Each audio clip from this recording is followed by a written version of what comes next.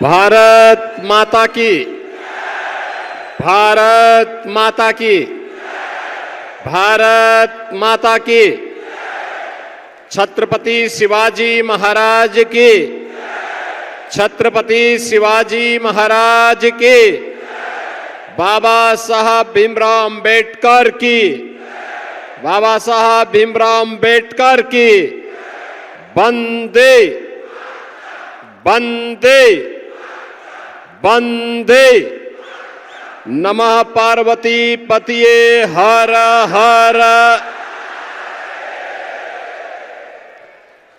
Bharatiya Janata party के लोकप्रिय प्रदेश अध्यक्ष माननीय श्री चंद्रशेखर बावनकुले जी, प्रदेश महामंत्री और अकोला पूर्वी से महायुति गठबंधन भारतीय जनता पार्टी के लोकप्रिय प्रत्याशी श्री रणधीर भाऊ सावरकर जी,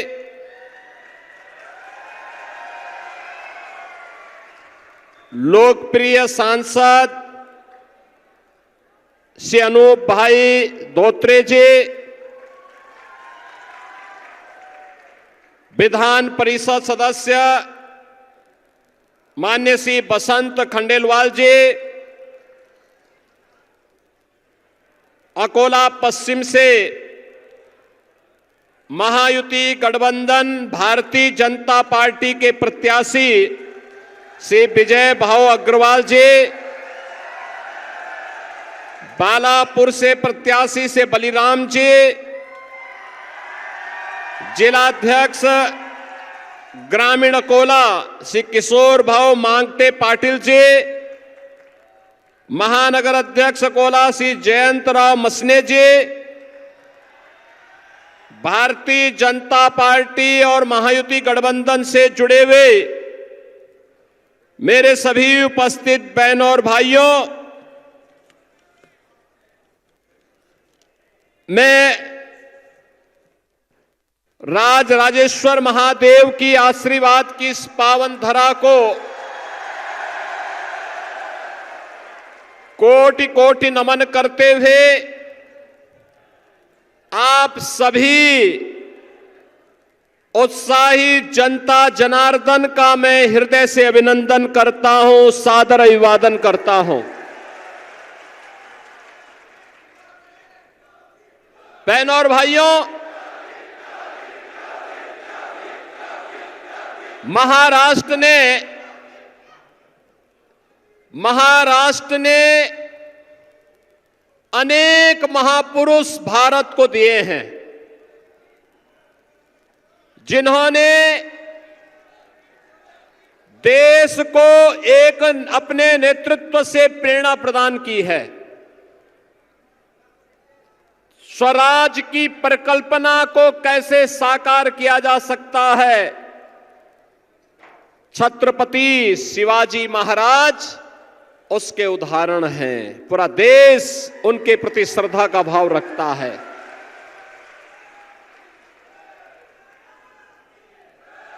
गणनायक से लोकनायक की यात्रा क्या होती है? लोकमान्य बाल गंगाधर तिलक इसके उदाहरण हैं। बहनों और भाइयों, एक राष्ट्र की परिकल्पना कैसे होती है, पेशवा बाजीराव ने यह उदाहरण अटक से कटक तक पूरे देश के सामने प्रस्तुत किया।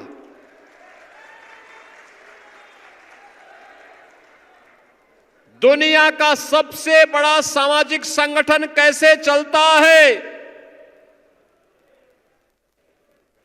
महाराष्ट्र की नागपुर की धरती पर ही 1925 में राष्ट्रीय स्वयंसेवक संघ ने दुनिया के सबसे बड़े सामाजिक संगठन के रूप में अपने आप को स्थापित करके साबित किया है। एक देश एक विधान और सब समान, इस भाव को देने वाले बाबा साहब डॉक्टर भीमराव अंबेडकर भी इसी महाराष्ट्र की धरती की देन है।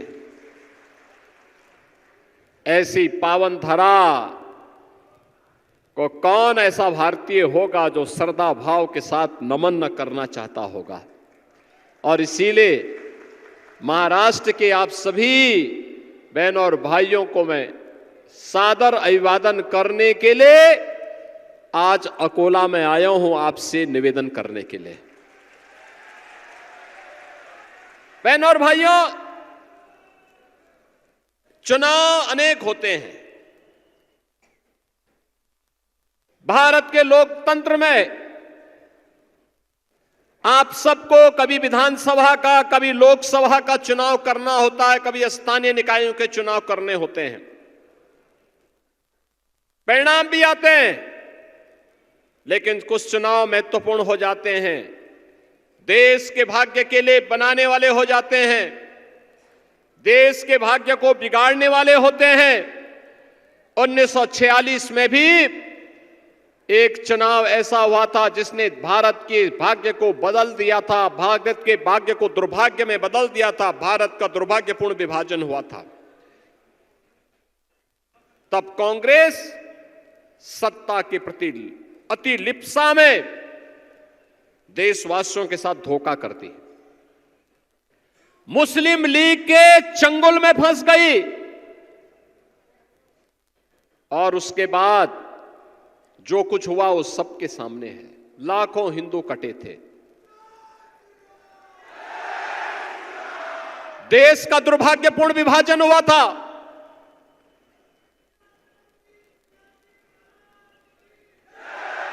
बहनों और भाइयों, जो देश सृष्टि के प्रारंभ से एक भारत था, उस भारत के टुकड़े हो गए।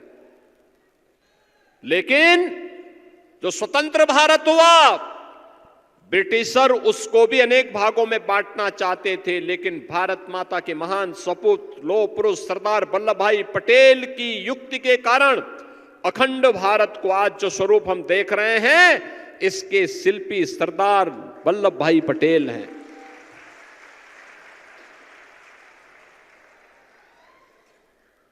आजकल कांग्रेस के राष्ट्रीय अध्यक्ष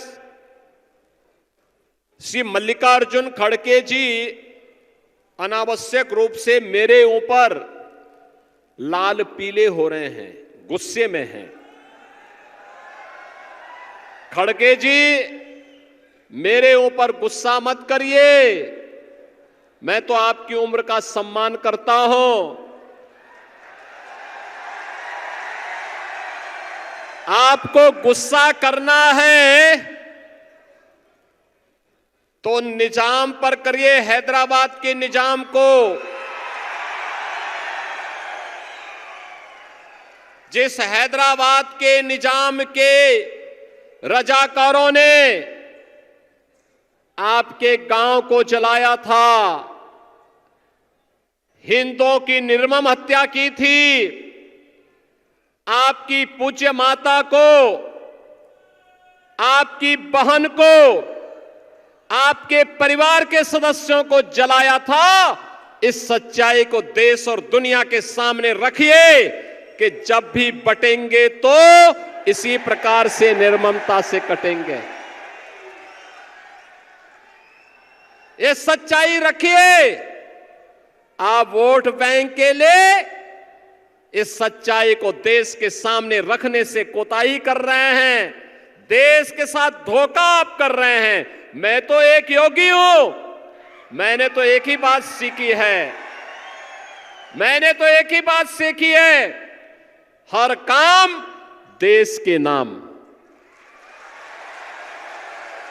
मेरे लिए तो अपना देश और अपना सनातन धर्म से बढ़कर के कुछ भी नहीं हो सकता। लेकिन आपको कम से कम सच्चाई वो रखनी चाहिए जो देश की आजादी के तत्काल बाद निजाम के रजाकारों ने, उनके गुंडों ने उस समय हिंदू जनता पर हैदराबाद रियासत के अंदर किया था। आप इस सच्चाई को छुपाने का काम कर रहे हैं और सच्चाई छुपती नहीं है, वह तो सामने आई जाती है। और सच्चाई यही थी कि निजाम के अत्याचारों पर आप पर्दा डालने का काम कर रहे हैं। मैंने तो इसीलिए कहा था, बहनों और भाइयों, किसी भी शोभा यात्रा पर, रामनवमी की हो, गणपति की शोभा यात्रा हो, पथराव वहीं होते हैं जहां बंटे हैं।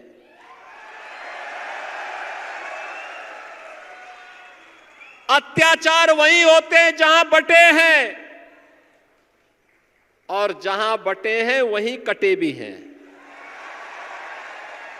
ये नया भारत है। अब नया भारत छेड़ता नहीं, लेकिन कोई छेड़ता है तो छोड़ता भी नहीं है। और पाकिस्तान की दुर्गति देख ही रहे होंगे आप। पाकिस्तान, याद करिए 2014 के पहले यही पाकिस्तान भारत के अंदर जगह जगह विस्फोट कराता था, आतंकी वारदात को अंजाम देता था।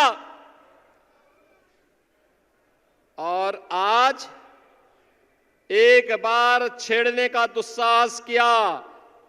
ऐसे सर्जिकल स्ट्राइक और एयर स्ट्राइक हुई कि आज भी अंतर्राष्ट्रीय मंचों पे कहता है कि बचा लो, भारत पता नहीं कब तबाह कर देगा। आज वो यही कह रहा है। और तो और, याद करिए, एक तरफ भारत है, मोदी जी के नेतृत्व में 80 करोड़ लोगों को 4.5 वर्ष से फ्री में राशन, और दूसरी तरफ पाकिस्तान है। 1 जून रोटी के लिए, एक टुकड़ा रोटी के लिए वहां छीना झपटी चल रही है, लोग भूखों मर रहे हैं। बहनों और भाइयों, इसीलिए कहने के लिए आया हूं, ये नया भारत है, छेड़ता नहीं, लेकिन कोई छेड़ेगा तो उसको छोड़ता भी नहीं है। सीमाएं सुरक्षित हैं। इंफ्रास्ट्रक्चर के लिए नए नए कार्य हो रहे हैं। Highway, world class highway, railway, metro, AIIMS, IIT, IIM, 1 district 1 medical college, हर घर नल की योजना, और गरीबों के लिए भी। याद करिए, कांग्रेस के समय में किसान आत्महत्या करता था, नौजवान पलायन करता था, बेटी और बहन की इज्जत के साथ खिलवाड़ होता था। आज तो नौजवान के लिए मिशन रोजगार में नौकरी है, किसान के लिए किसान सम्मान निधि है, नारी गरिमा की रक्षा के लिए तमाम योजनाएं, बेटी बचाओ बेटी पढ़ाओ से लेकर के लाडली बहना योजना जैसी योजनाएं भी अब लागू हो चुकी हैं। और विरासत का सम्मान कैसे होना है, यह देखना है, तो उसका सबसे बड़ा उदाहरण है अयोध्या में श्री राम जन्मभूमि पर भगवान राम का भव्य मंदिर का निर्माण। बहनों और भाइयों, यह काम कांग्रेस भी कर सकती थी ना। आपने उसे 60 से 65 वर्षों तक शासन करने का अवसर दिया, लेकिन नहीं किया उन्होंने, क्योंकि उनके एजेंडे में राम थे ही नहीं। कहते थे राम तो हुए ही नहीं। यानी जैसे कि धरती की सृष्टि, यानी सृष्टि के प्रारंभ में केवल कांग्रेस ही पैदा हुई थी, और कांग्रेस ने इसलिए डिस्कवरी ऑफ इंडिया लिख दिया, बाकी कोई पैदा ही नहीं हुआ। राम नहीं हुए कहते हैं, कृष्ण हुए ही नहीं ये कहते हैं। हमें नकारने का प्रयास किया जाता है, हमारे अस्तित्व को नकारने का प्रयास ये कांग्रेस कहती है। जो कांग्रेस हमारे अस्तित्व को नकारने का प्रयास करती है, मैं आपसे कहना चाहता हूं, उस कांग्रेस का ही अस्तित्व समाप्त करने का समय आ चुका है। उस कांग्रेस को अब अस्तित्व विहीन करिए, क्योंकि ये देश की अपूर्णीय क्षति इससे पहले करे। समय आ गया है, हम भी निर्णायक लड़ाई लड़ें। अयोध्या की समस्या का समाधान न हो, इसके लिए कहते थे राम हुए ही नहीं। आप याद करिए, 14 में मोदी जी देश के प्रधानमंत्री बने, 17 में मुझे उत्तर प्रदेश का मुख्यमंत्री बनाया गया, और 2 वर्ष में उत्तर प्रदेश की समस्या, अयोध्या की समस्या का समाधान मात्र 2 वर्ष लगे। 500 वर्षों की समस्या का समाधान डबल इंजन की सरकार ने 2 वर्ष के अंदर किया। और बहनों और भाइयों, डबल इंजन सरकार का यही लाभ है, यही लाभ है। विरासत भी है तो विकास भी है, सुरक्षा है तो समृद्धि भी है। आज महाराष्ट्र महायुति गठबंधन के नेतृत्व में देवेंद्र फडणवीस, केंद्र में गडकरी जी के नेतृत्व में इंफ्रास्ट्रक्चर के वर्ल्ड क्लास कार्य, लगातार यह अभियान आगे बढ़ रहा है। गरीब कल्याणकारी योजनाएं आगे बढ़ रही हैं। और मैं इसीलिए आपसे कहने के लिए आया हूं, ये जितनी समस्याएं हैं, लैंड जेहाद की, लव जेहाद की, धर्मांतरण की, पैन कार्ड जेहाद की, इन सब का समाधान भारतीय जनता पार्टी की डबल इंजन की सरकार एकमात्र समाधान है। ये डबल इंजन की सरकार बुलेट की स्पीड से विकास भी कराती है और देशद्रोही तत्वों को राम नाम सत्य है की यात्रा में भी भेजने का काम करती है। बहनों और भाइयों, आप सबसे मैं यही अपील करने के लिए आया हूं। देखिए, देश का इतिहास है, अयोध्या में 500 वर्षों तक अपमान इसलिए झेलना पड़ा क्योंकि बटे थे।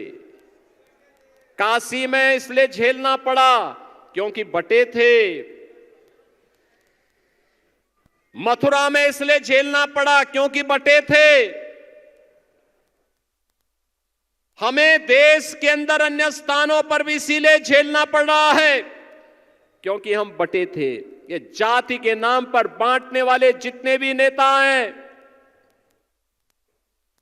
ये सभी देश के साथ विश्वासघात कर रहे हैं। ये देश के साथ विश्वासघात कर रहे हैं। हमें बंटना नहीं है, बटेंगे तो कटेंगे और एक रहेंगे तो सेफ रहेंगे। ये घर घर पहुंचाइए। ये देश हमारे पूर्वजों का है, आपके पूर्वजों ने इस देश को बनाया है। ये देश किसी पार्टी की बपोती नहीं है। इस देश के लिए आपके पूर्वजों ने अपना लहू बहाया है और इसलिए भारत की एकता और अखंडता को किसी को हमें चोट नहीं पहुंचाने देनी है। इसी के लिए मैं आह्वान करने के लिए आया हूं। ये चुनाव हमारे लिए भारत की अस्मिता और अस्तित्व को बचाने की लड़ाई का हिस्सा है, क्योंकि अगर ये महाअघाड़ी गठबंधन कांग्रेस के नेतृत्व में आता है तो बहनों और भाइयों, ये महाअघाड़ी गठबंधन का मतलब ये महाअघाड़ी नहीं, महाअनाड़ी है। ये राष्ट्र के साथ धोखा देगा, वोट बैंक के लिए लव जेहाद को बढ़ावा देगा, लैंड जेहाद को बढ़ावा देगा, अराजकता को बढ़ावा देगा, गणपति की शोभा यात्रा पर पथराव करवाएगा, रामनवमी के जुलूसों पर हमला करवाएगा। यह नहीं चल सकता है। स्वतंत्र भारत इसको स्वीकार करने को तैयार नहीं है। मोदी जी ने तो हमको एक ही बात कही, सबका साथ और सबका विकास का। विकास सबका, सुरक्षा भी सबको, लेकिन तुष्टीकरण किसी का नहीं, तुष्टीकरण किसी का नहीं। तुष्टीकरण से देश नहीं चलेगा। यह देश जब संतुष्टीकरण पर कार्य कर रहा है, सबका साथ और सबके विकास के साथ, तो फिर कैसे तुष्टीकरण? भारत का कानून सब पे लागू हो। अगर कोई भारत के अंदर रह करके पाकिस्तान का झंडा लहराने का काम करेगा तो उसको पाकिस्तान ही भेज देना चाहिए, हिंदुस्तान से उसको बाहर ही कर देना चाहिए। बहनों और भाइयों, ये स्वीकार्य नहीं होना चाहिए। भारत के अंदर रह करके भारत को गाली दोगे, भारत माता के प्रति अपशब्दों का प्रयोग करोगे, भारत के देवीय महापुरुषों के प्रति अपमानजनक टिप्पणी करोगे, तो यह किसी भी स्थिति में स्वीकार्य नहीं, किसी भी स्थिति में स्वीकार्य नहीं। आप चाहेंगे तो इनको भी, जो भारत की एकता और अखंडता को चुनौती देते हैं, भारत के महापुरुषों का अपमान करते हैं, भारत माता के प्रति अपशब्दों का प्रयोग करते हैं, इनको भी उसी यात्रा पर भेजने की तैयारी करेंगे जिसके हकदार होंगे। और इसलिए बहनों और भाइयों, हम सब आपसे कहने के लिए आए हैं, आज मैं आप सबसे यही कहने के लिए आया हूं कि महायुति गठबंधन का भारतीय जनता पार्टी के नेतृत्व की सरकार महाराष्ट्र के अंदर बनने की आवश्यकता है। डबल इंजन की सरकार में ताकत होती है, सुरक्षा भी है तो विकास भी है। उत्तर प्रदेश के अंदर डबल इंजन की सरकार है, उसका लाभ है।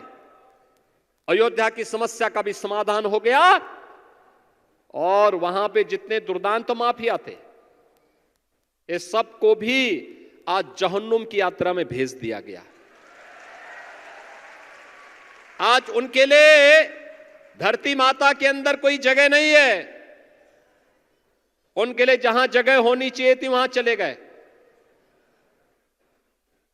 वहां पर बेटी और बहन दोनों सुरक्षित है। वहां लव जिहाद भी नहीं है, लैंड जिहाद भी नहीं है। वहां पर 25 करोड़ की आबादी यूपी की, कोई दंगा नहीं, नो दंगा, no curfew, no curfew, no दंगा, और यूपी में है सब चंगा। और बहनों और भाइयों, इसीलिए मैं आपसे कहने के लिए आया हूं, आप में से अंकोला से कितने लोग अयोध्या गए हैं? रामलला के विराजमान होने के बाद अभी कम लोग गए हैं। और मैं यहां पर श्री संजय भाऊ धोत्रे से, श्री रणधीर भाऊ सावरकर से, श्री विजय भाऊ अग्रवाल जी से, श्री बसंत खंडेलवाल जी से और बलराम जी सिरस्कार जी से कहूंगा कि चुनाव के बाद ट्रेन बुक करवाइए और यहां की जनता जनार्दन को लेकर अयोध्या और प्रयागराज आकर आइए। प्रयागराज में 2025 में भव्य और दिव्य कुंभ भी होने जा रहा है, महाकुंभ का आयोजन होने जा रहा है, भव्य और दिव्य कुंभ। संजय धोत्रे जी 19 के कुंभ में गए थे। स्वच्छता, सुव्यवस्था और सुरक्षा का जो मानक प्रयागराज कुंभ ने गढ़ा था, यूनेस्को ने भी माना था कि मानवता का मूर्त सांस्कृतिक धरोहर है। 24 करोड़ श्रद्धालु आए थे। और बहनों और भाइयों, प्रयागराज कुंभ में इस बार 13 जनवरी से शुरू हो रहा है, 26 फरवरी तक आयोजन होगा। 40 करोड़ श्रद्धालु आएंगे। पूरी तैयारियां चल रही हैं और मैं आमंत्रित करता हूं महाराष्ट्र को, अकोला के आप सभी बहनों और भाइयों को, सनातन धर्म के सबसे बड़े समागम में आप भी भागीदार बनिए। प्रयागराज में गंगा, यमुना, मां सरस्वती के संगम पर स्नान करिए, पुण्य के भागीदार भी बनिए और 500 वर्षों के बाद प्रभु श्री रामलला अपने स्वयं की जन्मभूमि पर फिर से विराजमान हुए हैं। नई अयोध्या का भी दर्शन करिए। और इसीलिए आप सबसे मेरी अपील है, खास तौर पर अकोला पश्चिम में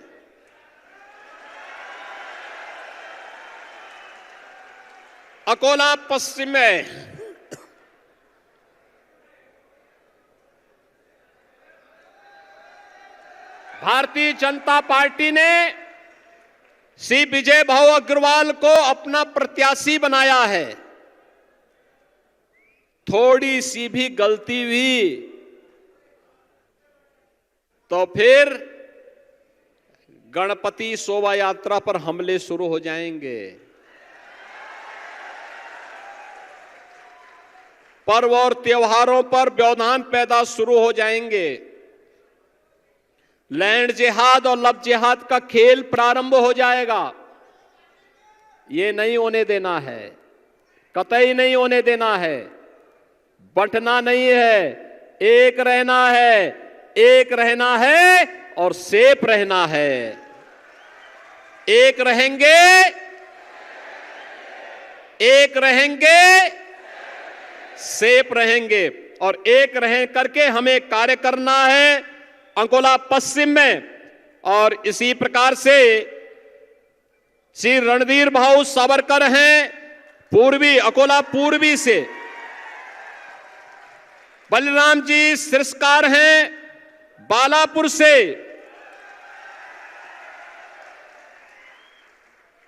ये जितने भी हमारे प्रत्याशी हैं, इन सभी को